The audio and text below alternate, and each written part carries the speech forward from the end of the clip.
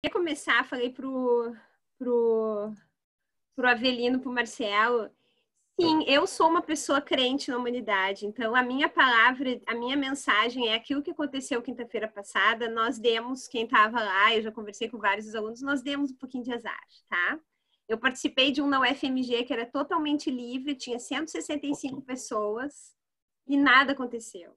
Então, a gente deu azar. Mas assim como eu estava falando com o Marcelo antes, a gente também, tudo tem seu motivo, né? Então, eu acho que a gente tem que aproveitar para fazer do limão uma limonada, além da gente se preparar para... tem gente perguntando o que aconteceu. Além da gente se preparar para as coisas, que afinal de contas, nós professores da PUC, a gente está acostumado com vocês, alunos, que são um público maravilhoso, queridos, educados, né? Gentis. Então, a gente não está acostumado com ninguém fazendo bobagem, a gente não estava preparado para ninguém fazendo coisas que não devia. Então, eu só queria começar com essa palavra e também dizer assim, dentro do universo que conspirou, ainda conspirou que os 3 webinars que nós organizamos como parte da disciplina de metodologia, o meu de multidões falou de comportamento de grupo, né? E como as pessoas, o quão imprevisível é tentar simular comportamentos de pessoas, veja o que aconteceu quinta passada. Hoje, a gente tem o Avelino falando de segurança, então o que aconteceu quinta-feira passada foi um problema de segurança.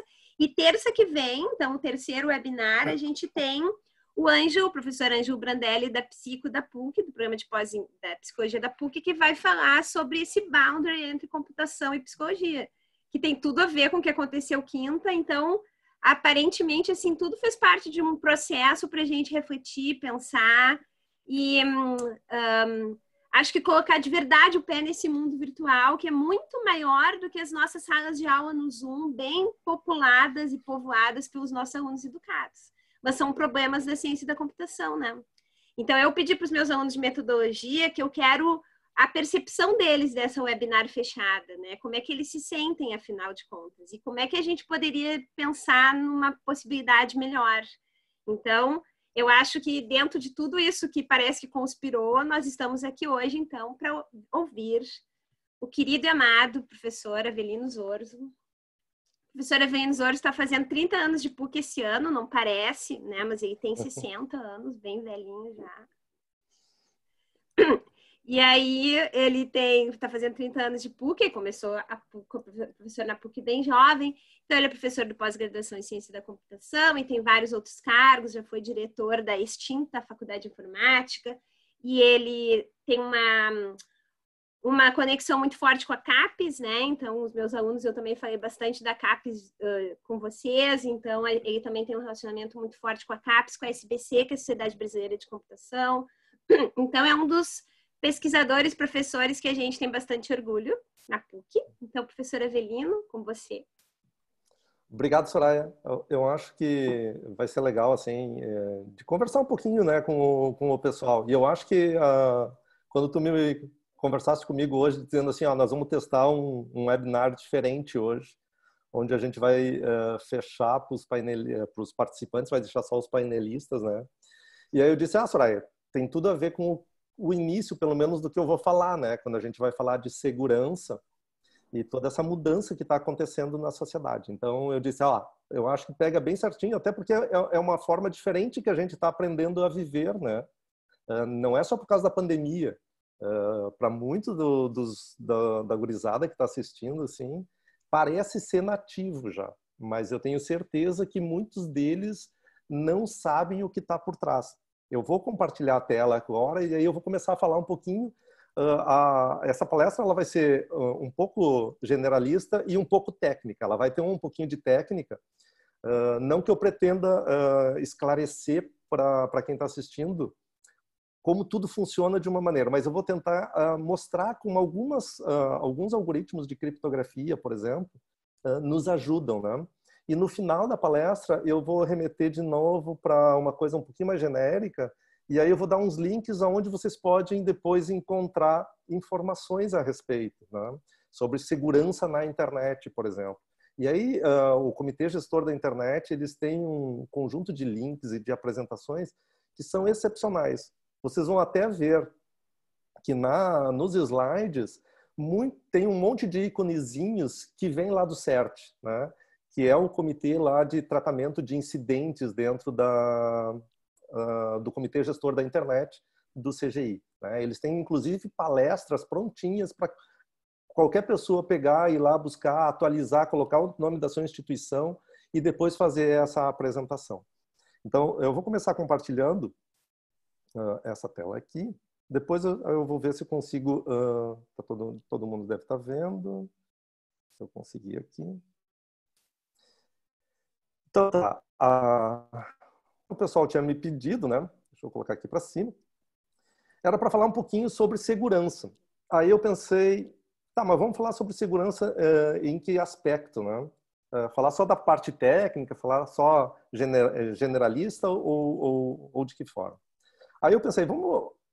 eu gosto nas minhas apresentações de colocar esse disclaimer aqui, né? Esse aviso antes, que às vezes a gente coloca alguns símbolos de empresa, alguns exemplos, e isso são só exemplos. Não tem nenhum julgamento de mérito, se é bom, se é ruim. Eu podia ter usado outros exemplos, tá? Então fica bem claro que é só para exemplificar algumas das situações que a gente está apresentando aqui. Não tem nada de financiamento, não tem nada envolvido com essas palestras, né? Com os símbolos que vocês vão ver durante a apresentação. Mas olha só, como a gente vai falar de mundo virtual e vai falar segurança, eu acho que esse contraponto entre o que o mundo físico e o mundo virtual, né, eu acho que é muito importante. O mundo físico, a gente vem estudando ele há umas centenas de anos. Né? Se a gente olhar, a gente hoje entende uma boa parte de como funciona o mundo físico. Né? Como funciona, por exemplo, o fogo. O fogo, até alguns séculos atrás, ele podia ser uma coisa mágica para muitas pessoas, né? Alguém pegava aquele fogo e não se sabia como funcionava. A parte de química, a parte de física, a parte de biologia, nada disso as pessoas entendiam muito bem. Até hoje, né? Até hoje a gente ainda não entende muito bem o mundo físico. Só que se a gente fizer um contraponto para o mundo virtual, no mundo físico nós estamos estudando ele há alguns séculos, né? Alguns milhares de anos, vamos dizer assim. E o mundo virtual, ele é um mundo que a gente recentemente, né, para alguns de vocês já cresceram usando esse mundo virtual. Agora, como que ele funciona? Né? Como essa interação que a gente está fazendo aqui funciona? A Soraya mesmo falou, né, que aqui está sendo moderado esse webinar. Né? Vocês não estão podendo participar ou podem participar só pelo chat, vocês não podem falar e assim por diante. Por quê? Porque semana passada teve algum pequeno problema que pessoas entravam, usavam a câmera e assim por diante. Então, para vocês verem que esse mundo virtual a gente está aprendendo a conviver nele, a gente está vendo como as coisas funcionam. E eu tenho certeza que para muitas pessoas, muitos desses aspectos do mundo virtual são mágicos. Eu mando uma mensagem aqui, chega lá do outro lado, aí ninguém pode pegar isso no meio do caminho, eu faço um pagamento, chega um produto na minha casa, né? Como é que alguém pega ou não pega o meu cartão de crédito? Como é que eu faço para ter segurança? Como é que Então, essas questões ainda elas são muito novas. Né? A gente não conhece muito bem isso. E a gente está aprendendo. Aqui eu pus algumas figurinhas só para tentar fazer essa relação, né, do mundo físico com o mundo virtual. No mundo físico, há alguns séculos ou milhares de anos, o que a gente tem? A gente tem fechaduras, né? Aí, das mais variadas, até a gente chegar nessas fechaduras mais modernas, hoje que tu abre com teu celular, por exemplo. Né? Mas a gente tem cofres para guardar coisas que têm valor. Né? Então, como é que eu guardo essas minhas joias, meu dinheiro, quando a gente tem? Né? Então, como é que a gente faz para guardar isso? O meu carro é cheio de sistemas de alarme, de proteção e assim por diante. Né? Hoje em dia, até para questões de segurança na hora que eu estou dirigindo, anticolisão e assim por diante. Se a gente olhar na nossa casa, né, a gente tem sistemas de segurança, a gente tem portas que são fechadas, a gente tem monitoramento.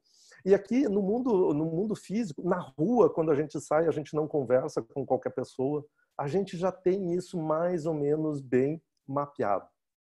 E agora, no mundo virtual, como é que isso está acontecendo?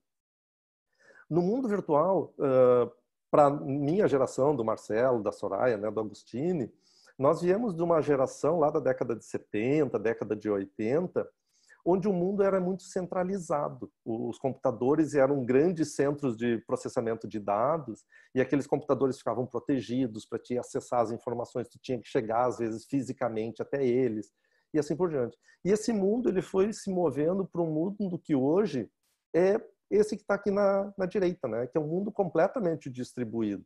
Se vocês pararem e olharem, cada um de vocês aí, ou está com um computador, né? Um celular hoje é um computador. Então, cada um de vocês é um ponto nessa rede que pode fazer processamento, né? Pode ter ações, tem um monte de coisas. Né? Então, a gente se moveu deste mundo para um mundo que é completamente distribuído, onde cada um desses pontinhos tem um poder computacional equivalente ou muito maior do que, por exemplo, um computador lá da década de 60, que levou o homem à Lua. Então, para ver como a gente mudou nesse mundo virtual. Aqui tem algumas outras figuras, ó, e a gente está indo para esse mundo que se chama de smart, né? Smart something, smart home, smart grid, smart city, sistemas de transporte inteligente, indústria 4.0. E isso tudo está interconectado. Né? Dentro das nossas casas hoje, televisão está conectada, né? A gente está todo conectado nesse ambiente. A gente pode ligar uma luz, ou a gente pode ligar um equipamento remotamente. A gente pode ver as câmeras de maneira remota. E essas informações todas elas estão circulando aqui dentro desse mundo. Né? Sem contar essas questões todas de redes sociais, né? Que parece que a gente está sendo vigiado. Eu nunca fiz, mas quando eu estava preparando essa palestra para vocês, eu fiquei pensando assim, eu podia fazer um exercício com os meus alunos, talvez a Soraya possa fazer, não sei se a Soraya é muito usuária de redes sociais, mas eu sou, né? Pegar para os meus alunos e dizer assim, ó, tracem um perfil do Avelino. Eu tenho certeza que muitos de vocês iam ver que eu gosto de fazer churrasco, que eu gosto de andar a cavalo, que eu gosto de jogar futebol, que eu bebo vinho, que eu tomo café, que eu faço chimia, entendeu? Vocês vão descobrir muitas coisas a meu respeito, né? Porque a gente está compartilhando muito da nossa privacidade e a gente tem que estar ciente disso. E a gente tem que saber se a gente está ou não está protegendo essa nossa privacidade de alguma forma. Aqui, de novo, né? Tem um outro aspecto que hoje em dia está sendo bastante discutido, já era para estar valendo nesse mundo na questão de segurança, que todos esses aplicativos que a gente está utilizando, né, eles estão coletando informações a nossos respeitos. Então, seja televisão, né, Netflix, Facebook, Google, Terra, qualquer empresa aí, Amazon, né? O que eles estão fazendo? Eles estão coletando nossas informações e estão armazenando essas informações de alguma forma. O nosso celular, né, pessoal? Quantos de vocês têm algumas dezenas de aplicativos que vocês baixam de graça? Tá? De graça não é, certo? Se vocês acham que é de graça é porque vocês são um produto. Então, a gente está sendo coletado. Os carros, né? Hoje carros já estão todos conectados. Tem os carros que andam sozinhos, né? E as informações que eles estão coletando, os equipamentos dentro de casa, eletrodomésticos estão coletando essas informações. E essas informações elas estão sendo armazenadas em algum lugar. Então a nossa vida hoje, ela está sendo monitorada. Se a gente conseguisse coletar todas as informações a nosso respeito, talvez se conseguisse traçar um perfil da gente de uma maneira talvez melhor do que a gente próprio conseguiria fazer, né? Conseguiria fazer essa análise. Então, dentro desse ambiente todo, né, dessa mudança de um mundo real, que a gente aprendeu a conviver, a gente sabe que a gente não conversa com qualquer um na rua, a gente sabe que a gente não entrega o nosso carro para qualquer um, né? Não, pega aqui, vai. A gente não deixa qualquer pessoa entrar dentro da nossa casa. E agora, nesse mundo virtual que tem todas essas ferramentas, como é que a gente está se comportando? A gente está tomando os mesmos cuidados ou a gente acha que não precisa? Né? Cada dia que passa, a gente está vendo que tem algo novo que acontece. E aí a gente pensa assim, mas como é que essas pessoas fizeram isso? Fazem isso porque é um mundo novo, é um mundo que a gente não está conhecendo muito, a gente não sabe ainda muito bem como se comportar. Talvez essa geração mais nova tenha como é que eu vou dizer? Consiga navegar nesse mundo de uma maneira mais natural. Mas será que vocês mesmos, né, a gurizada que está assistindo, será que vocês entendem o que está acontecendo por trás? Pouco provável que muitos de vocês conheçam. Então, o que eu vou tentar falar é um pouquinho de segurança. Aqui eu vou falar sobre 2 problemas, né, bem simplesinhos, que eu gosto bastante. Talvez vocês já ouviram falar dos sistemas, pelo menos. Um deles é sobre a urna eletrônica, sobre um sistema de votação, e um outro é sobre um protocolo que existe no HTTPS. O HTTPS é um protocolo de comunicação segura, eu tenho certeza que todos vocês já devem ter usado de alguma forma. Tá? Então, aqui eu vou mostrar para vocês o quão importante é, principalmente aqueles que são da área de computação que estão nos assistindo, o quão importante é a gente, quando vai desenvolver um sistema, desenvolver ele de uma maneira responsável e com cuidado. Porque, às vezes, eu vou usar tal operação. Isso aqui nunca vai dar problema.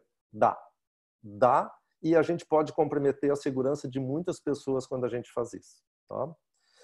Esse problema da urna eletrônica é um problema que já foi resolvido, ele é um problema que foi descoberto há cerca de 10 anos atrás ou mais, né? E ele já foi corrigido há bastante tempo. Não se teve nenhuma notícia de que ele foi utilizado, né? E o outro também já foi corrigido, mas o outro ele foi inclusive mais grave do que o da urna eletrônica. Mas o da urna eletrônica, como é que funciona a urna eletrônica, né? A urna eletrônica, quando a gente vai fazer a votação, os nossos dados são armazenados. Ele armazena o nosso voto numa tabela e identifica que a gente votou. E essas 2 informações, elas são desconectadas. Até para não poder associar o quê? Quem votou em quem, né? O voto, ele é armazenado de uma maneira aleatória dentro de uma tabela, e depois que está armazenado lá, eu não consigo mais descobrir quem foi que colocou aquele voto na urna, né? Isso é desassociado. O grande problema é que o software que tinha na urna eletrônica, ele usava uma função que a gente chama de função random, e a semente que se passava para essa função era a função time. Tá? Função random, para gerar números aleatórios, ou seja, para escolher uma posição aleatória na tabela para armazenar o meu voto. Só que essa função random, ela não gera números aleatórios. Ela gera números pseudo-aleatórios, e ela gera números pseudo-aleatórios dependendo do que eu passei como parâmetro aqui.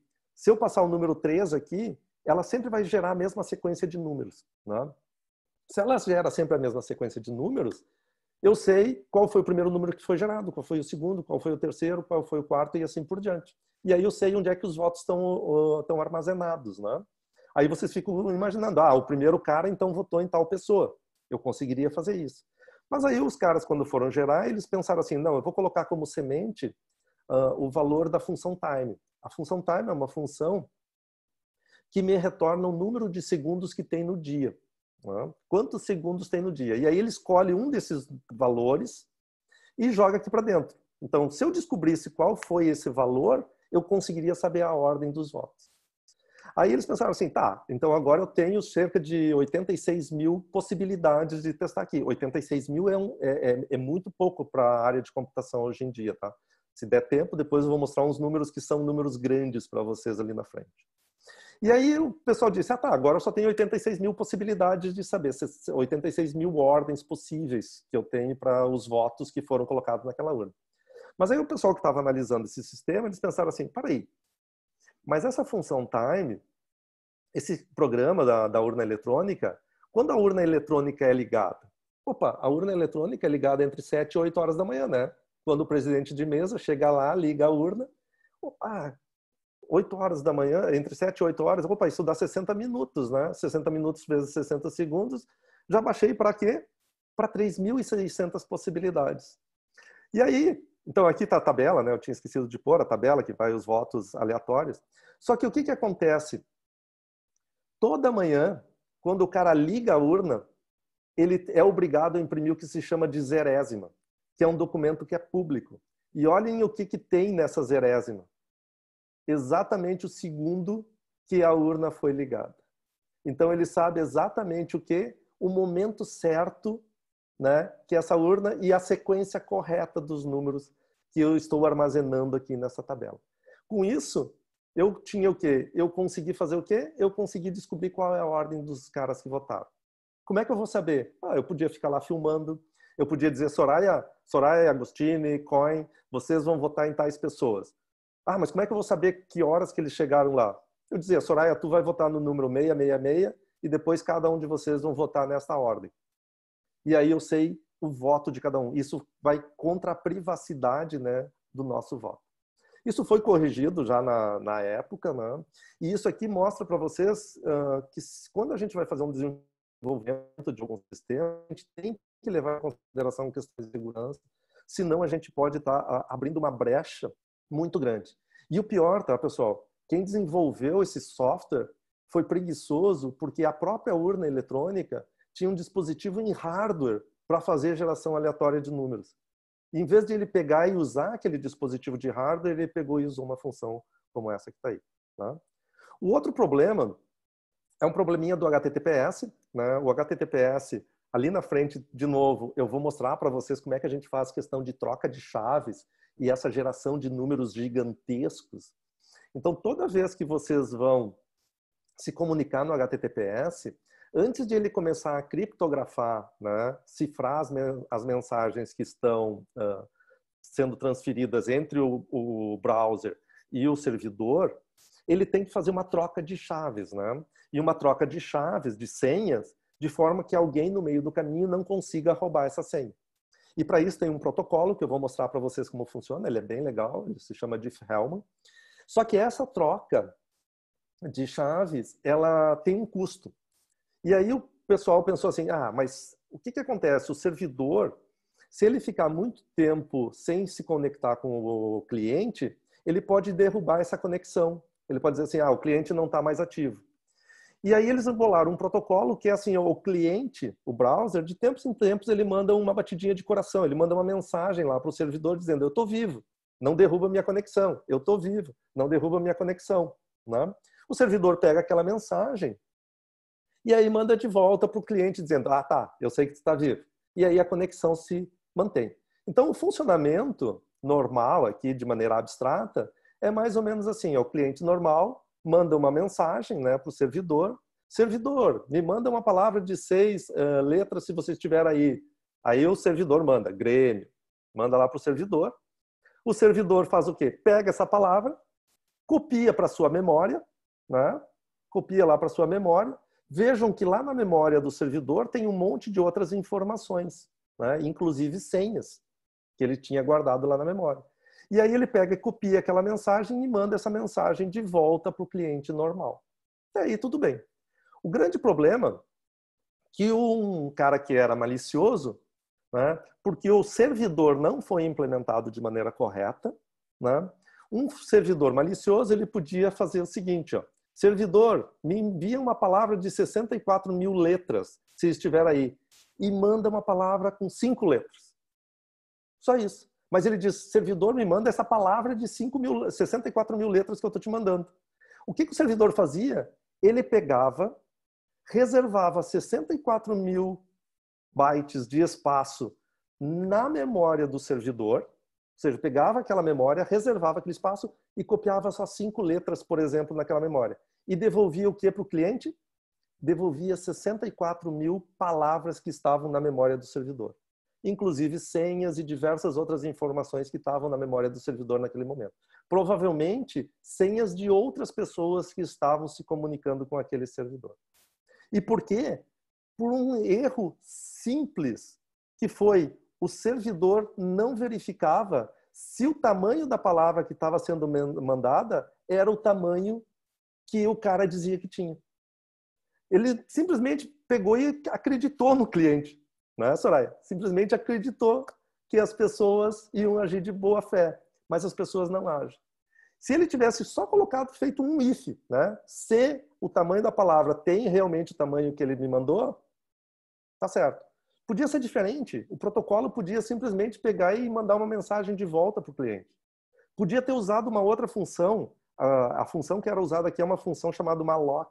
A malloc reserva espaço e não limpa a memória. Se tivesse usado uma função que se chama calloc, por exemplo, ele reservaria e apagaria tudo que tem na memória.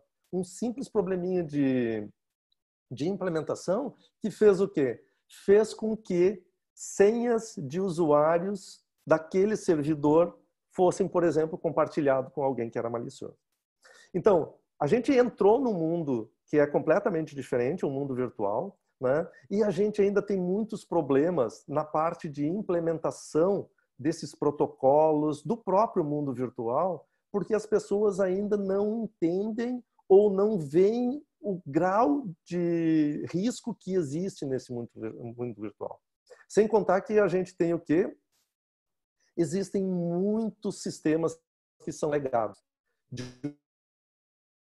Na época, as pessoas se preocupavam com a segurança porque o mundo não era tão distribuído quanto ele é hoje. Tá? Agora, como é que a gente vai fazer, então, para ter um pouquinho mais de segurança nesse mundo, né? Nesse mundo virtual? Eu vou ter que cuidar o meu tempo aqui. Como é que a gente vai conseguir? Quais são os objetivos que a gente vai ter, né? Então, aqui tem, eu gosto bastante desse gráfico, porque quando a gente está estudando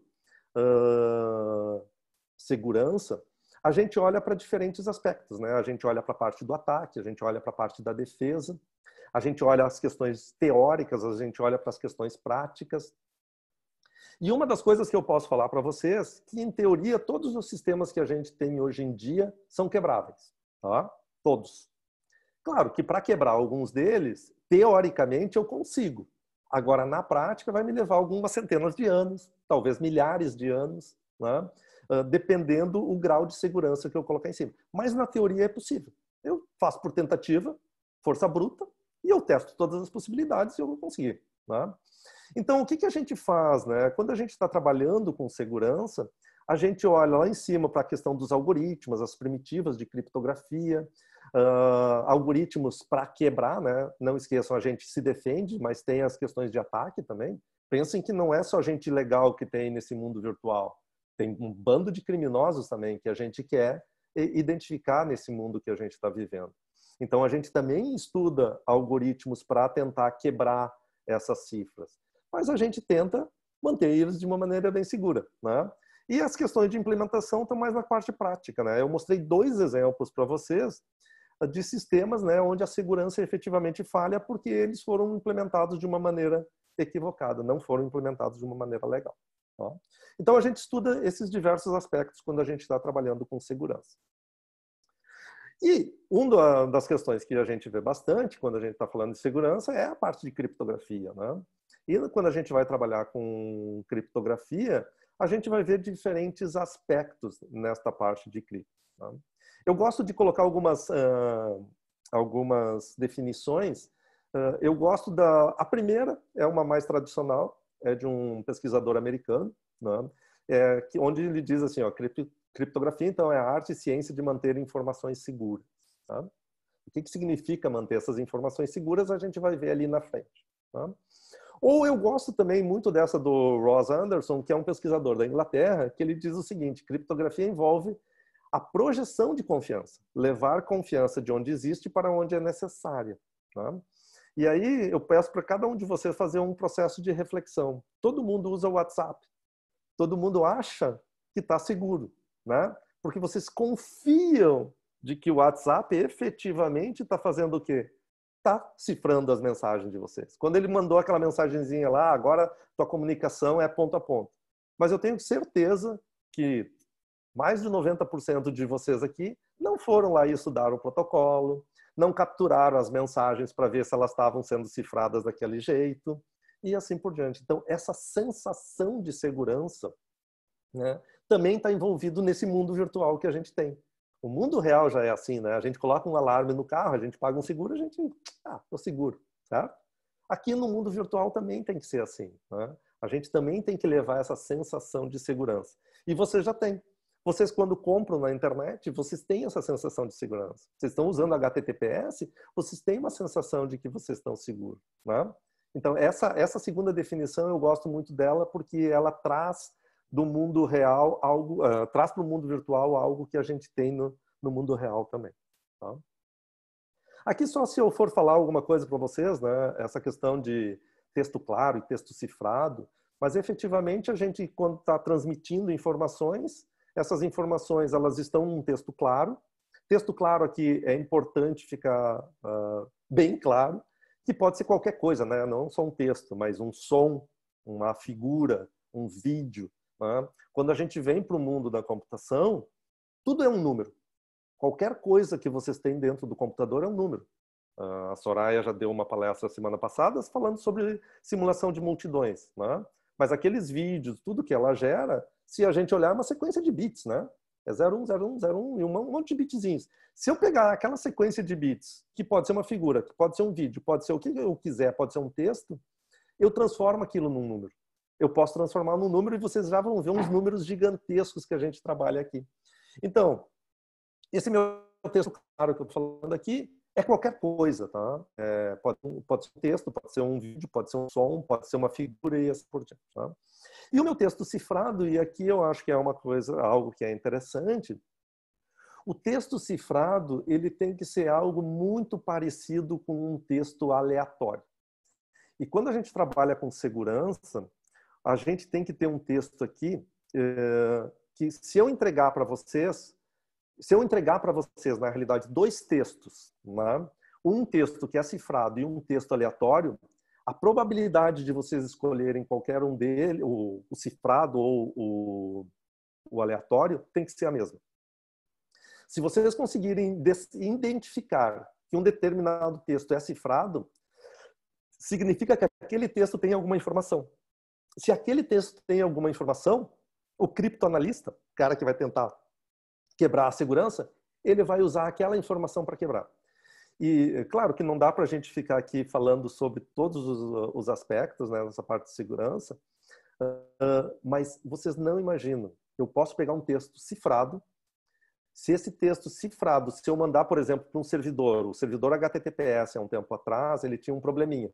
Se eu mandasse para ele o texto cifrado, se ele me desse uma resposta, dependendo do tempo que ele me desse para responder, dizendo assim, ó, tua mensagem está errada. Se ele levasse 1 milissegundo a mais, eu sei que ele executou uma parte a mais do algoritmo para decifrar. Como eu sei que ele levou 1 milissegundo a mais para decifrar, eu sei que ele já está em tal etapa. Se ele chegou em tal etapa, eu vou conseguir decifrar aquela mensagem sem ter a senha, né? Sem conhecer nada do texto original e um texto muito bem cifrado, usando um dos algoritmos que a gente vai ter ali na frente. Só nesse interim, né? Só de eu saber que ele executou um pouquinho mais do algoritmo. O servidor HTTPS ele foi corrigido depois que se descobriu essa falha e hoje ele responde sempre com o mesmo tempo. Se ele já executou uma parte do algoritmo e deu um erro, ele executa a outra também, para que o tempo de resposta seja sempre a mesma. Tá? E aí o que a gente quer então é pegar um texto claro, cifrar, gerar um texto cifrado que parece um texto aleatório e depois decifrar e voltar para aquele meu texto original. Tá? Isso aqui, o nosso objetivo é fazer comunicação segura. Né? Eu vou ter um cliente, vou ter um servidor e eu quero que essa comunicação não tenha escutas e não tenha alteração. Né? Eu quero ter privacidade e não quero que alguém altere essa minha mensagem. Isso também, hoje em dia, se eu não consigo ler, eu altero aquela mensagem. E, de novo, tá? Se não for bem feito, eu posso pegar uma mensagem que está cifrada, eu não preciso da senha. Se eu tenho ideia de como a mensagem original é, eu consigo alterar essa mensagem criptografada e aí depois a outra pessoa lá do outro lado, se não for bem feito, tá? A pessoa lá do outro lado vai decifrar a mensagem e vai achar que aquela mensagem não foi alterada. Tá? Então tem diversas coisas. Aqui é uma questão de comunicação comigo mesmo, né? É a mesma ideia. Quando eu armazeno uma informação e depois eu quero pegar aquela informação, então quando vocês cifram algo para vocês, para que outra pessoa não leia e depois vocês vão lá e decifram, é como se vocês estivessem se comunicando com vocês mesmos. Né? Então é a mesma coisa. Ou seja, o processo é bem similar. Tá? Então o que a gente quer quando a gente está trabalhando com segurança? Aqui eu vou colocar algumas metas para vocês, mas tem diferentes autores que usam metas diferentes, similares. Eles agregam algumas outras metas, mas eu gosto de trabalhar com essas 4 que estão aqui, né? Tem outras pessoas que incluem outras metas, tipo assim, disponibilidade, ou seja, se eu quero acessar a informação, ela tem que estar lá, né? Mas eu acho que essas 4 propriedades, ou essas 4 metas que estão aqui, elas já representam bem esse mundo. Primeiro, a questão de privacidade, né? Eu não quero que dados que sejam confidenciais sejam liberados para as pessoas que eu não quero. Ou seja, eu não quero que a Soraya veja todas o meu saldo bancário, por exemplo, né? Apesar de não ter grande dinheiro lá, mas eu não quero que a Soraya saiba que eu não tenho grandes coisas na minha conta bancária, tá? Então, eu tenho que ter essa questão de privacidade. Como é que eu vou conseguir ter privacidade? Está sublinhado porque são 2 dos algoritmos que eu vou mostrar para vocês, que são 2 algoritmos que são utilizados no HTTPS, para vocês verem como eles funcionam. A outra questão é a questão de autenticação, né? Se eu mandar uma mensagem para o Coin, eu quero que essa mensagem chegue no Coin e o Coin saiba que fui eu. Eu não posso fazer de conta que eu sou a Soraya e mandar uma mensagem para o Coin dizendo: ô, Coin, eu aqui é a Soraya. Ah, depois a gente conversa, blá, blá, blá, blá, né? Não, o Coin tem que ter uma forma de verificar que quem mandou a mensagem foi a Soraya mesmo, né? Eu tenho que ter uma forma de autenticar essa mensagem. Questão de integridade, ou seja, se eu mando uma mensagem para o Coin, a Soraya não pode pegar essa mensagem e alterar ela e mandar para o Coin, né? Eu tenho que ter integridade, não pode ter alteração. E essa questão de não repúdio. Não repúdio, a ideia é, se eu mandei para o Coin, depois o Coin vai dizer: pô, Avelino, tu me mandou essa mensagem. E eu vou dizer: não fui eu. Aí o Coin vai dizer: não, foi tu sim, ó. Tá aqui tua assinatura digital. Então só tu pode ter mandado essa mensagem. A Soraya não conseguiria replicar essa mensagem aqui, porque ela veio assinada por ti. Então eu não tenho como fazer o quê? Repúdio, eu não tenho como negar. Tudo isso, tá, pessoal? Quando a gente vai trabalhar com segurança, a gente tem que levar em consideração. Ou seja, nesse ambiente todo, nesse mundo todo, tem muita gente que trabalha com isso tudo, né? Nessas questões de segurança que a gente tem um bando de gente tentando mostrar como isso tudo funciona. Aqui, eu vou trabalhar com 2 conceitos, então eu acho que é importante vocês entenderem um pouquinho também, que talvez vocês já tenham ouvido falar algum dia, que é essa questão de criptografia simétrica e assimétrica, né? E a questão de criptografia simétrica é quando eu uso a mesma chave para cifrar e para decifrar, ou seja, é a mesma chave que vem aqui e a mesma chave que está aqui, tá? Quando eu trabalho com criptografia assimétrica, essas 2 chaves são diferentes, né? E aí, quando essas 2 chaves são diferentes, é bem interessante. Deixa eu ver se eu consigo desenhar um pouquinho aqui na frente. Deixa eu tirar essa... Opa.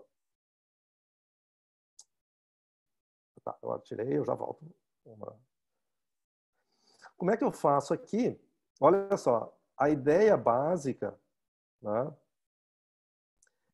se eu tenho uma mensagem aqui, um M, né, e aí eu quero depois decifrar e chegar nesse M de volta aqui. Ó. E aqui no meio eu vou ter um texto que é cifrado. Então, quando eu for cifrar, a ideia, um dos algoritmos que eu tenho é cifrar com uma chave, por exemplo, uma chavezinha E aqui, né? Isso aqui é com exponenciação, tem mais algumas coisas que eu faço aqui, um pouquinho de matemática envolvido, e isso vai me gerar, por exemplo, um novo texto cifrado, um outro número aqui, né? Então, isso aqui é um número que eu elevo num expoente, isso aqui me gera um novo texto cifrado, que é um outro número.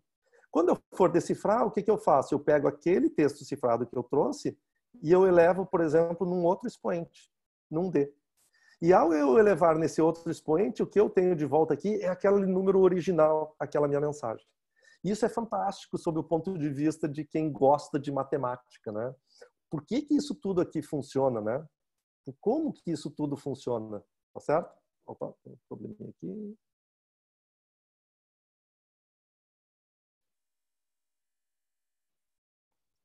Só um pouquinho, pessoal. Ele se perde de vez em quando. Tá, voltou o meu mouse. Voltou.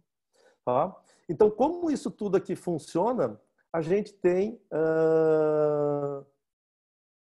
como calcular, como ver isso tudo. Tá? Vou fechar aqui. e voltar à apresentação. Tá? Então, a questão de chave simétrica e chave assimétrica, eu usar a mesma senha ou eu usar senhas diferentes. Tá? Ali na frente eu vou falar um pouquinho de números grandes para vocês também, né? Quando eu for dar um exemplo. Olhem só os números grandes que a gente trabalha. Quando eu falo números grandes, eu estou falando números que são gigantescos. Números que são maiores do que o número de átomos que a gente tem no planeta. Às vezes, a gente trabalha com 2 na 512, 2 na 1024 bits. Olha o número de átomos estimado, né, que existe no universo. Então, quando a gente vai trabalhar com números neste porte, aqui em criptografia, em segurança, a gente trabalha com esse tamanho de números.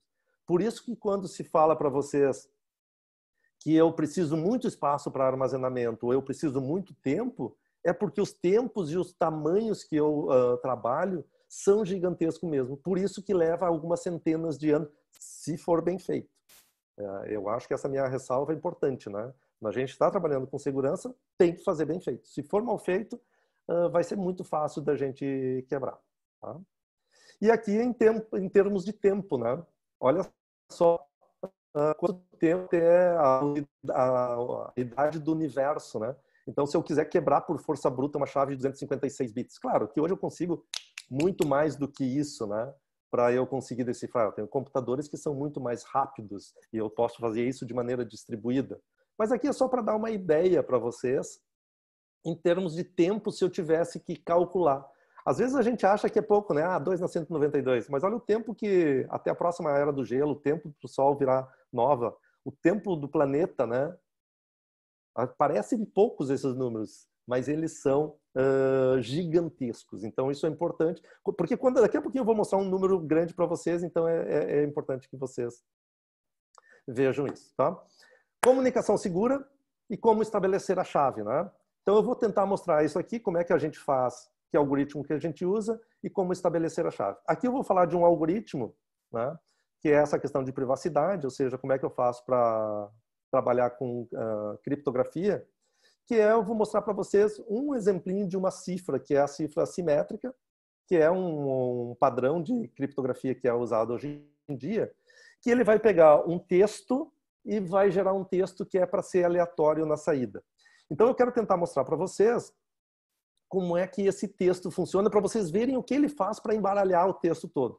Esse texto, esse padrão de criptografia é um padrão de criptografia simétrica, ou seja, os dois lados têm que ter a mesma chave, a mesma senha para o que o cara decifre, para depois o cara decifrar. Tá? Então eu vou tentar fazer uma demonstração e tem um softwarezinho que vocês podem baixar, né? Tem esse Rindell Cipher. Na realidade, o Rindell foi uma das cifras que foram finalistas na hora de escolher qual seria esse padrão. Então, eu vou tentar mostrar para vocês como é que esse algoritmo todo funciona, só para vocês verem como é que ele cifra um texto e para ver o quão legal que é. Tá? Deixa eu voltar aqui. Eu vou compartilhar outra tela com vocês. Vou parar de compartilhar essa daqui.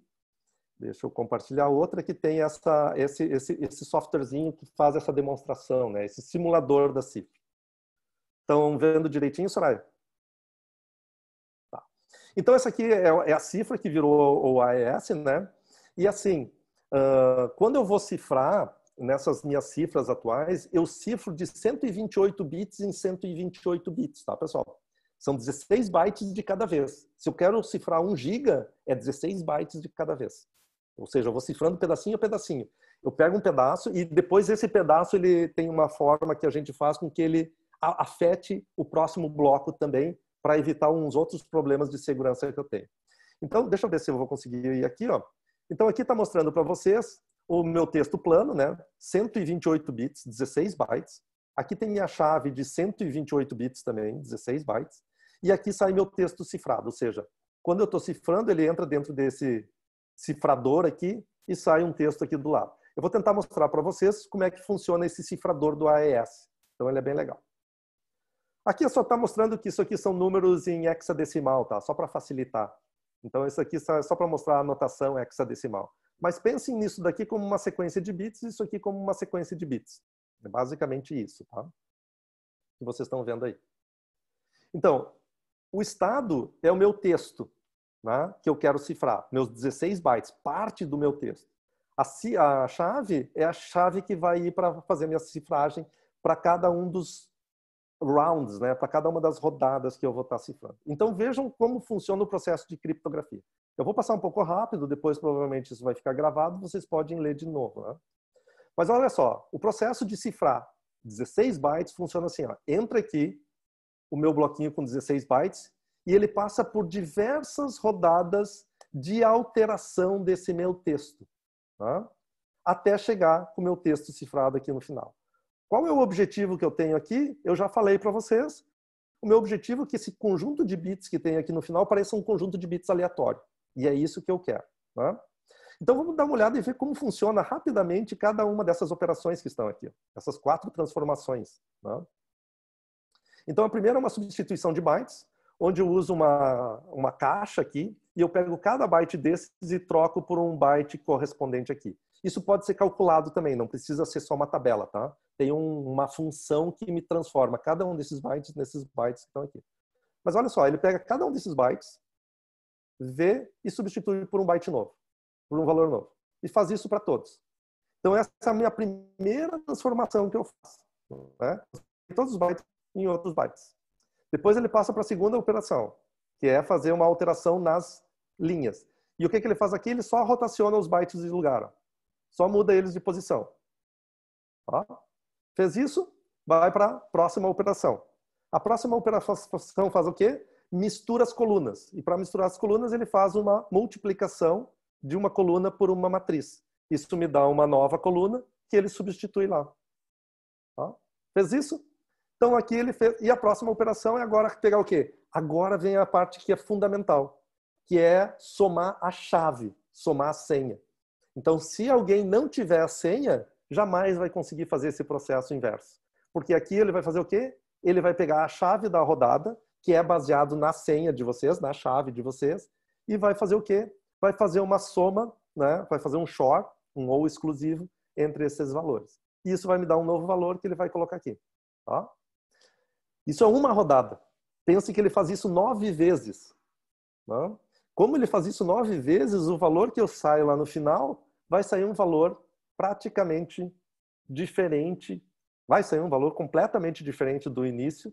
E esse valor que vai sair aqui no final, eu não vou conseguir fazer uma correlação com o texto original, nem com a chave. O que é fantástico, porque vai me parecer um texto completamente aleatório. Tem uma outra parte aqui que eu vou passar bem rápido, não vou explicar, mas é a parte de como é que eu gero uma chave para cada rodada a partir da chave original. Né? Aqui ele também vai fazer um conjunto de operações, ó, usar a mesma substituição de bytes, aí ele vai fazer uma soma, um OR exclusivo com uma outra tabela, e aí ele vai gerando o quê? Ele vai gerando chave para cada uma das rodadas. Ou seja, em cada uma das rodadas eu também tenho o quê? Valores diferentes. Tá certo? Então, deixa eu ver. Ele vai fazendo aqui, vai fazendo. Daria para ir explicando devagarinho, mas acho que dá para vocês terem uma ideia do que está acontecendo dentro de um algoritmo como o AES. Tá? Cheguei lá no final, eu tenho agora as 10 chaves que eu uso naquelas diversas rodadas. Esse é um algoritmo que é usado no HTTPS. Ele é usado quando a gente está se comunicando. Tá? Então, só que para eu usar esse algoritmo lá no HTTPS, eu preciso também fazer o quê? Antes, eu preciso fazer uma troca de chave, né? Como é que o teu servidor e o cara lá do outro lado, então aqui eu fiz a demonstração, então como é que agora os dois caras, o cliente, né, o browser e o servidor, para poder se comunicar assim, eu vou cifrar, por exemplo, usando o AES, vou embaralhar os bits, vou jogar, vai virar um texto cifrado, e aí o cara lá do outro lado tem que ter a mesma chave. Agora, como é que eu mando a chave para o servidor sem que alguém no meio do caminho não consiga pegar essa chave? E para isso eu uso o que a gente chama de criptografia assimétrica, né? E uso um pouquinho de matemática. Pena que não dá para explicar toda a matemática aqui, mas ela é muito simples, né? Ela é mesmo. A gente usa uns 2 ou 3 teoremas, teorema de Euler, teorema de Fermat, que são muito fáceis seriam muito simples de serem explicados. Mas como é que eu vou fazer essa troca? Então aqui tem, tá, todo o protocolo, depois eu posso mostrar para vocês. Tem uns numerozinhos aí bem pequenininhos, né? Que vocês estão vendo. Então, só para mostrar, esses números são números reais, tá? Eu posso fazer uma demonstração live se a gente tiver tempo. Mas olha, esses números, esse P que está aqui, ó, que vocês estão vendo pequenininho, na realidade é um número que nem esse, ó. Parece um número grande? Parece, né? Esse número é pequeno, tá? A gente usa número que tem o dobro de dígitos que esse. A gente usa números que tem 600 dígitos. Olha só, eu tenho certeza que pouco provável que vocês consigam dizer que número é esse, né? Se eu não me engano, eu contei 100 pontos aqui, tá? 103 pontos. Tá? Esses são os números que a gente trabalha. Então, olha aqui, ó, para fazer a troca de chave, por isso que tem aquele probleminha do Heartbleed lá, né? Quando ele vai trocar chave, ele trabalha com toda essa matemática aqui. E como é que funciona? Ó? Esse número primo, isso aqui é um número primo, esse número que eu mostrei para vocês é um número primo, é fácil de gerar, tá? A gente usa alguns teoremas para gerar esses números. Milésimos de segundo, nanosegundos que eu consigo para fazer essa geração de um número primo dessa forma. Tá? E aí vale um pouquinho da matemática, né? Aí eu tenho que gerar esse número primo gigantesco, que os dois lados têm que conhecer, todo mundo pode conhecer esse número, não tem problema. E eu gero aqui o que a gente chama de, né? De um conjunto ZP, significa o seguinte, ó, se eu pegar esse número aqui, elevar na 0, depois se eu pegar ele e elevar na 1, elevar na 2, elevar na 3, elevar na 4, elevar na 5, elevar até P-1, o que ele vai fazer? Ele vai me dar cada potência dessas me dá um número diferente, que é um número que vai de 1 até P-1. Legal, né? Isso é muito fantástico. Como é que isso tudo funciona? Matemática. Tá? Mas então esse cara aqui, se eu elevar num expoente, qualquer expoente que eu pegar de 1 até P-1, pegar esse G e elevar num número qualquer de 1 até P-1, elevar nessa, vai me dar um número diferente se eu escolher qualquer outro número diferente aqui dentro. E aí como é que a Alice, né, o browser e o servidor, eles fazem? Cada um escolhe um número aleatório que vai de 1 até P-1, né? Escolhe. E aí o que cada um faz? Cada um faz o seguinte, ó, pega aquele G que é conhecido, pega esse A e faz assim, ó, G elevado na A. Pega esse número gigantesco, eleva nessa potência aqui. E aí divide por aquele P, esse resultado, e pega o resto da divisão. É isso que está sendo dito aqui. E o que ele faz com esse resto da divisão? Manda lá para o servidor, manda para o Bob. Né? O Bob, o servidor, faz a mesma coisa. Escolhe um outro número completamente aleatório, pega o G e eleva naquele número aleatório, divide pelo P e pega o resto dessa divisão. Isso me dá um outro valor e manda para cá. Aqui tinha que ser B maiúsculo, tá? Só para dizer. Mas agora sim, mas agora cada um tem o quê? O servidor tem esse A maiúsculo, mas ele não sabe qual é o Azinho, porque ele não tem como descobrir. Como é que eu vou calcular esse valor aqui, mesmo que eu saiba o G e o P, para eu descobrir qual é o Azinho? Olha o tamanho do número que a gente está trabalhando, né? Tem como? Tem, teoricamente tem. Só que isso vai levar algumas centenas de anos. Para esse número aqui até não, tá? Vai ser muito mais rápido. E o Bob faz a mesma coisa e manda esse Bzão para cá. Agora, como é que os dois vão chegar no mesmo número para ter a mesma senha? Olha só, aí é um pouquinho de matemática, né? Os dois querem chegar na mesma senha, na mesma password. E a mesma senha que eles gostariam de chegar é G na AB. Então, como é que o Bob, né, o cliente, vai chegar em G e AB? Ora, ele recebeu o B maiúsculo, né? E ele tem o Azinho minúsculo, que é um número aleatório que ele escolheu. Então, se ele pegar e fizer B na A minúsculo, o B maiúsculo, na realidade, é o resultado de G na B. Se ele levar na A, ele vai ficar com G na AB. E o servidor lá do outro lado faz o processo inverso. Ele recebe o A, eleva no Bzinho. E aí ele vai ficar com o quê? O A, na realidade, é G na AB, é G na A, e ele leva na B, vai ficar com G na AB. Pronto. Os dois agora têm o mesmo número. Como os dois têm o mesmo número, é um número desse tamanho, agora os dois podem fazer o quê? Podem definir a senha usando algum protocolo. Pegar os primeiros 128 bits, pegar os últimos 128 bits e assim por diante. Ou seja, esse é um protocolo que vocês usam todo dia para fazer a troca de chaves. Eu podia fazer uma demonstração live, mas eu acho que eu estou quase terminando o meu tempo aqui. Tá? Já são 7 horas, Soraya. Eu sei que são 7. Eu ia te dizer assim... Não, mas eu vou continuar porque eu tenho mais coisa para falar. Tá, mas eu ia te dizer, 7h30 o pessoal tem aula, então não sei que horas eles vão sair dessa sala para ir para outra e a gente tem umas perguntinhas para ti. Então, de repente, eu vou continuar. 7h15. Isso. Mas, pessoal, assim, ó, eu acho que dá para ter uma ideia de como esse protocolo funciona. Eu podia fazer ele live, fazer essa geração de números, fazer a geração da senha, cifrar e assim por diante, tá? Tudo isso funciona. Acreditem em mim, funciona e funciona muito bem, que a gente usa até hoje, tá? Então, o funcionamento que eu ia mostrar, eu vou pular, e aí eu vou para a conclusão, até para dar um tempo para vocês fazerem algumas perguntas. Mas então, a gente veio lá, mundo físico, mundo virtual, como é que a gente tem segurança, quais as nossas metas, né? O nosso objetivo, nossas metas, como é que a gente garante uma daquelas metas, que é a privacidade, aqui eu mostrei um pouquinho para vocês, né? Mas tem muito mais coisas que a gente poderia ver. Essa área, ela é riquíssima para quem gosta de matemática e gosta de problemas, né? Ela é riquíssima para quem gosta de desenvolvimento de sistemas, né? Protocolos. Ela é riquíssima para quem gosta de desafio. É uma área assim fantástica, né? Eu aprendi a admirar quem trabalha nessa área, porque além do que ela é muito importante. Ela é fundamental para a sociedade do jeito que a gente está hoje em dia, né? Então aqui tem uma figurinha, né? Mas olha o que tem de coisas que aparecem para a gente, né? No dia que identifica, inclusive, o que é falso, o que é verdadeiro, né? Você tem uma grande discussão hoje no mundo sobre essa questão de o que é falso, o que é verdadeiro, como é que eu me protejo nesse ambiente. Aqui eu tô mostrando uma pincelada para vocês, né? Porque tem toda essa questão de assinatura digital, que eu não falei, né? Não é a assinatura digitalizada, é a assinatura digital. E a criptografia assimétrica me leva a isso. Vocês já devem ter ouvido falar de dinheiro digital, né?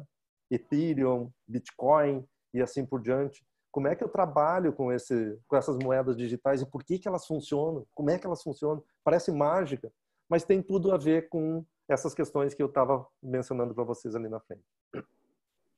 E tem coisas que são fantásticas, né? Tem coisas que a gente chama de prova de conhecimento zero.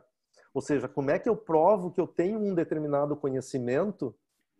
Eu provo para a Soraya que eu tenho um conhecimento, mas eu não passo nenhuma informação a respeito daquele conhecimento. Mas como é que ela vai acreditar em mim? Porque existem alguns protocolos que a gente fica trocando informação, e não a informação aquela original, mas vai chegar no final, a Soraya vai dizer assim, bah, só se ele tivesse essa informação, ele pode ter me gerado e me respondido esses meus desafios. E eu não vou passar informação alguma a respeito da informação que eu tenho para a Soraya, o que é também muito legal, tá? Eu deixo aqui um link para vocês, tá? Que eu acho que vale a pena. Quem tem curiosidade, muitas dessas figurinhas eu tirei lá do CERT.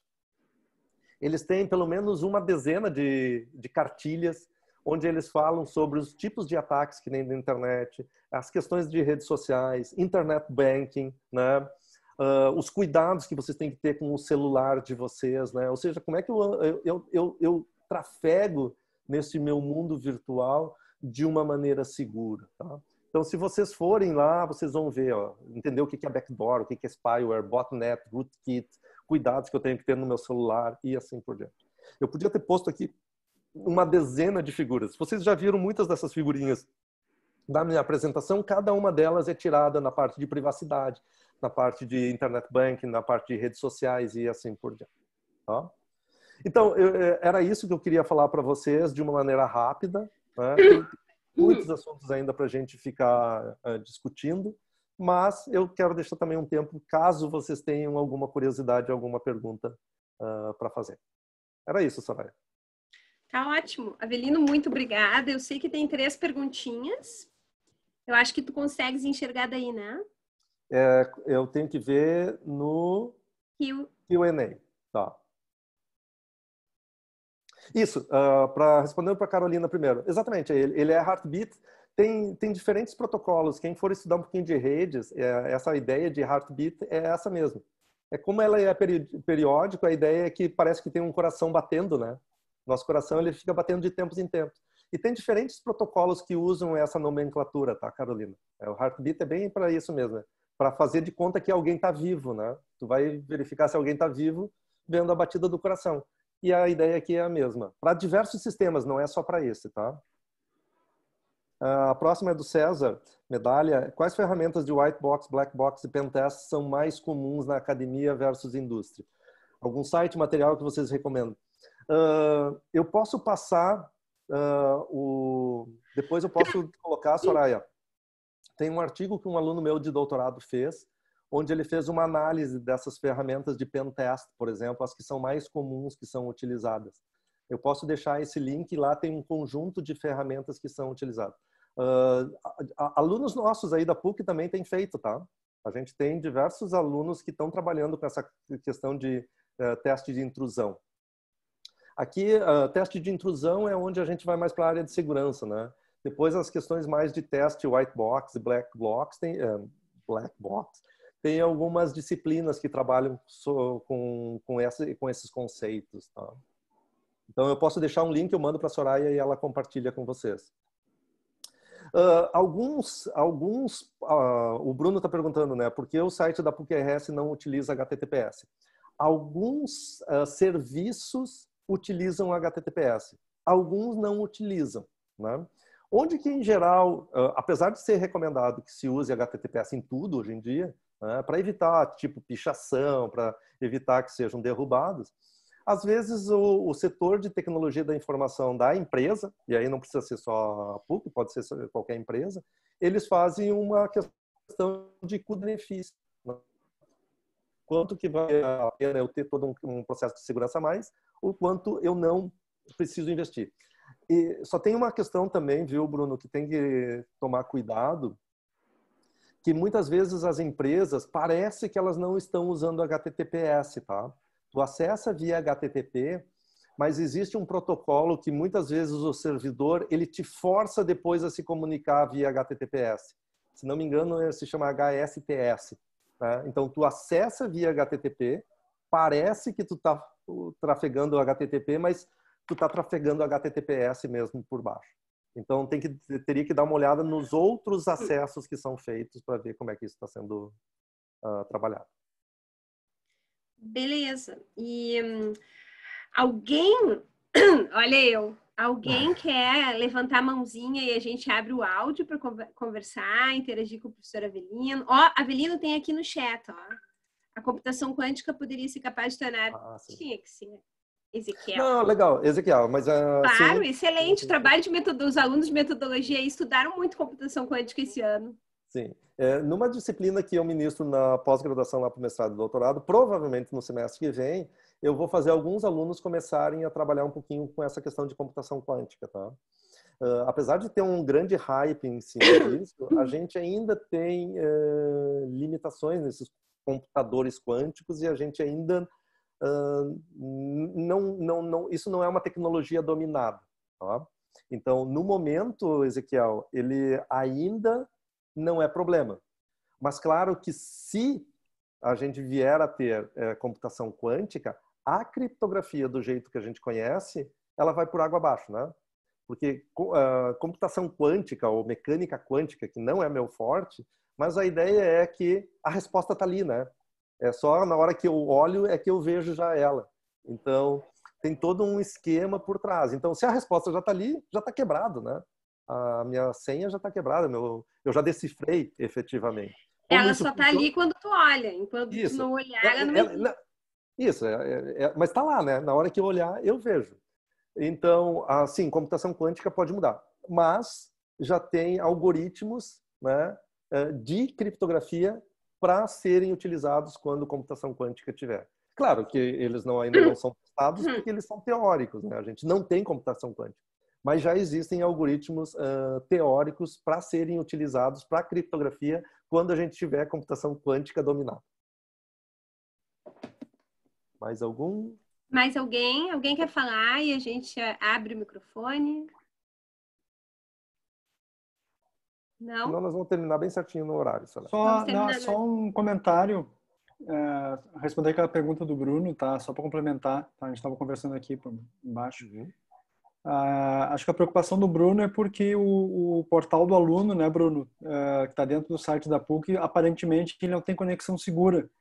Mas aquela parte do portal, ela é um frame que é HTTPS. Então, na verdade, aquela parte é enviada através de uma conexão segura. Tá? O resto não é por causa do WordPress, né? Tem algumas incompatibilidades com alguns sistemas da PUC, então isso me esclareceram agora. Tá? Então, ou seja, tem segurança sim, só que não parece que não tem, né? Que foi aquilo que o Avelino falou. Só isso.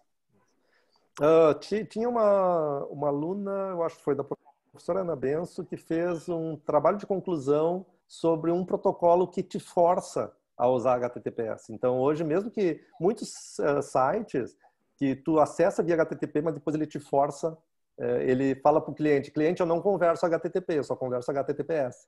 E aí tu passa a conversar HTTPS. Ou seja, isso também já... uma tendência, tá? Se eu tivesse que dizer, uma tendência é que tudo que é comunicação vai acabar sendo segura. Né? A gente não quer que as nossas informações fiquem trafegando. Quem está estudando computação sabe, quando for fazer a disciplina de redes, que se eu colocar um determinado computador num ambiente que tem uma rede sem fio e as informações estiverem trafegando sem estarem cifradas, eu consigo capturar todas aquelas informações. Então, a tendência é que a gente... Por isso que tem que ter muito cuidado, tá, pessoal? Tem que ter muito cuidado quando a gente conecta em qualquer rede pública. Vocês têm que saber os riscos que vocês estão correndo. Não pensem que tem criminosos que querem nos assaltar só na rua. Tem um monte de criminoso nesse mundo virtual também. Então, a gente não é para virar uma paranoia, né? Mas a gente tem que, pelo menos, estar ciente dos cuidados que a gente tem que ter. Quero te fazer uma pergunta. Posso Vai. olha só. Nós, assim como a gente foi em 2 dias para as aulas remotas, milhares de pessoas da área de tecnologia foram em 2, 3 dias para trabalhar remoto de casa. Então, tem alguns artigos dizendo que a gente está na iminência de um mega ataque, porque todas aquelas pessoas, aquelas empresas que eram extremamente fechadas, estão permitindo acesso remoto. Uhum. Até onde a gente tem que estar preocupado, que 6 meses atrás a gente não imaginaria que a gente estaria em casa por causa de um vírus. Até que ponto esses estudos teóricos alarmistas podem ser verdade, porque afinal todo mundo abriu muito rápido suas conexões para trabalho remoto. Eu acho que a minha resposta, né, pode tentar fazer um paralelo com as redes sociais. Né? Todo mundo aqui acessa redes sociais. E todo mundo viu como as redes sociais mudaram o mundo. Né? Então, hoje a gente vive num mundo que é muito diferente do que ele era há 10, 15 anos atrás. Que foi ontem, né? 15 anos atrás. Então, essa mudança e ter forçado as pessoas a irem para casa, Agostinho, eu acho que a pergunta ela é muito pertinente e eu acho que para quem está nos assistindo também é muito importante de saber que a gente está suscetível a determinados ataques agora. Porque muitas vezes, essa semana passada eu falei com um aluno meu da área da disciplina de segurança de sistemas e eu queria usar o Zoom com ele. E ele disse, professora, eu não posso porque eu estou com o computador da empresa que eu trouxe para casa e o computador da empresa não posso instalar qualquer software que não seja autorizado. Né? Então, imagina esse computador, que é um computador da empresa, que tem dados sigilosos da empresa, ele saiu de um ambiente que, em princípio, era seguro, né? Um ambiente com firewall, um ambiente que, se tivessem ataques, ele poderia detectar com pessoal especializado para identificar ataques e combater esses ataques. Agora, esses equipamentos estão indo para casa. E na casa da gente, é pouco provável que a grande maioria tem, por exemplo, um firewall instalado, né, para evitar determinados ataques. E essa máquina, enquanto ela estava protegida dentro da empresa, porque tinha um firewall que não deixava entrar ataques e chegar até ela, agora quando ele vai para um ambiente que não tem essa segurança, que tipo a porta, né? Que tipo de porta que ela tem aberta que pode ser utilizada pelos atacantes? Então, existe, eu diria assim, Agostinho, existe sim um risco. Existe um risco muito grande. Portas, e agora cada empresa tem 10 mil portas, né? Isso. Não, e portas que, em princípio, eram para estar fechadas e que não estão fechadas, né? Agora estão abertas. E aquele computador ele pode ser utilizado para atacar outros computadores, por exemplo. Há 2 anos atrás, 2 a 3 anos atrás, teve uma audiência no Senado americano, né, um comitê lá, porque teve um ataque num servidor de nomes, o DIN, se não me engano, E esse ataque fez com que diversos sites no mundo todo ficassem offline, porque alguém fez um ataque de negação de serviço naquele servidor de nomes, né? Que troca o número IP pelo nome do site. E como é que os caras fizeram o ataque? Eles acessaram câmeras de televisão, televisões, roteadores, né? Equipamentos das casas das pessoas que tinham o quê? A senha padrão.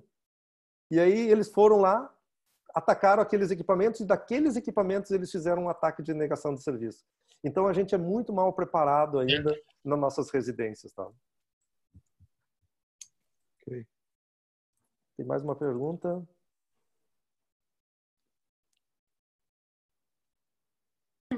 Tem uma pergunta e tem um comentário da Ana. Né? Foi dado por essa descentralização, né? Mas é bem provável. Tinha uma outra figurinha que eu não pus aqui, que era uma pessoa deitada numa rede, né? Mas, Lucas, eu teria que dar uma olhada. Eu não saberia te responder com uma precisão, mas é bem provável. O outro nome que existia antes a gente não tinha, né? Final da década de 60, início da década de 70, que se criou essa questão de rede de computadores. Mas é bem provável que na telefonia já se usasse esse conceito também, né? É uma rede de equipamentos que se conectam. É bem provável que esse termo não surgiu na computação, mas efetivamente eu não sei a origem do termo.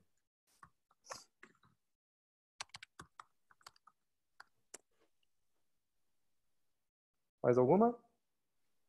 Pessoal? Avelino, só um comentário final. Pode falar. Já que o Avelino falou do AES, né? O que a gente está usando agora, o próprio Zoom, ele está usando o AES 256 GCM. Se a gente olhar ali o protocolo, ele diz. Ou seja, essa nossa comunicação toda ela está sendo cifrada. E o pessoal, assim, ó, o que é legal, vocês viram tudo o que ele fazia, né, para cifrar. Vocês viram ali o AES cifrando 16 bytes. Imagina quantos bytes tem nessa comunicação aqui. E se ele está cifrando 16 bytes de cada vez, imagina o trabalho que o computador está tendo aqui para fazer isso tudo. Apesar que hoje muitos computadores já têm processadores que fazem isso em hardware, tá? A grande maioria, eu não mostrei aqui, mas até cartão de crédito já tem processador ali dentro, que é um processador criptográfico, que foi desenvolvido especificamente para implementar essas rotinas de criptografia, né? Essas funções de criptografia. Soraya, já passou das tuas 7h15? Passou do nosso tempo. Tinha mais uma perguntinha do Lucas, mas eu acho que Lucas, de repente, entra em contato com o professor Avelino, porque a gente já está, né, 7h19. Não, mas deixa eu responder bem rápido, tá? Tá, responde. Em relação a essa questão de nova criptografia, uma coisa que a gente fala bastante na área de segurança é a seguinte: não invente teu algoritmo de criptografia, tá? Tente usar algum algoritmo que já foi provado que é seguro. Porque se tu tentares inventar o teu próprio, é bem provável que tu vai fazer alguma coisa que não tenha segurança, tá? Então, tente não criar, tente usar alguma coisa que tá, porque esses algoritmos são públicos. Como eles são públicos, tem milhões de pessoas. Imagina se eu descobrir uma fraqueza do AES. Eu vou publicar, né? Eu vou ficar famoso na hora, tá? Então, não crie uma coisa nova. Agora, os protocolos, tente seguir padrões. Tente fazer a coisa de maneira correta. Tente estudar como eu tenho que usar aquele algoritmo. E não usar ele da minha cabeça. Senão eu vou inserir algum erro, com certeza. Beleza. Então, Avelino, muito obrigada. Obrigada a todos, pessoal. Espero que a experiência tenha sido boa, virtual. Temos certeza que a palestra foi excelente. Foi tudo seguro, hoje não aconteceu nada. E então, só ainda lembrando... bem, né, Soraya? Ainda bem, eu já fiquei com vontade de riscar tudo aqui na tua cara. Preciso me vingar. E então, só para dizer para vocês que daqui a uma semana nós temos a palestra do Ângelo. Acho que vai ser bem disruptiva. Então, contamos de novo com a presença de todos. Acho que é isso, né? Boa noite. Valeu, Soraya. Um abração. Grandes beijos. Tchau. Valeu, Avelino. Palmas, né? Obrigado, gente. Até mais. Então tá. Parando de gravar, Soraya? É o Marcelo que tá gravando.